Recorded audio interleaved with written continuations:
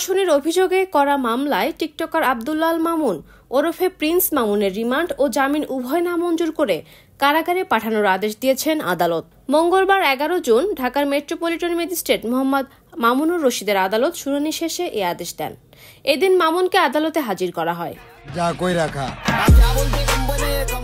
মামলার তদন্তের স্বার্থে প্রিন্স মামুনের 7 দিনের রিমান্ড চেয়ে আবেদন করেন মামলার তদন্তকারী কর্মকর্তা ক্যান্টনমেন্ট থানার উপপরিদর্শক মোহাম্মদ শাহজাহান। এ সময় আসামিপক্ষের আইনজীবী রিমান্ড বাতিল করে জামিন চেয়ে আবেদন করেন। অন্যদিকে রাষ্ট্রপক্ষ জামিনের বিরোধিতা করে উভয় পক্ষের শুনানি শেষে এই আদেশ দেন। এর আগে গত 9 জুন প্রিন্স মামুনের বিরুদ্ধে রাজধানীর ক্যান্টনমেন্ট থানায় একটি মামলা করেন লায়লা। মামলার পর সোমবার রাত 9:30টার দিকে কুমিল্লা থেকে তাকে গ্রেপ্তার করে পুলিশ।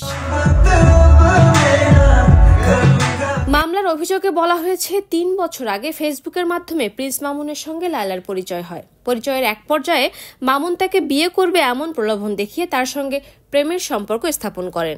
পরে মামুন তাকে জানায় তার ঢাকায় থাকার মতো নিজস্ব কোনো বাসা নেই। এ সময় লায়লা তাকে নিজের বাসায় থাকার অনুমতি দেয়। এরপর 2022 সালের 7 জানুয়ারি মামুন তার মাকে সঙ্গে নিয়ে লায়লার বাসায় বসবাস করতে থাকেন।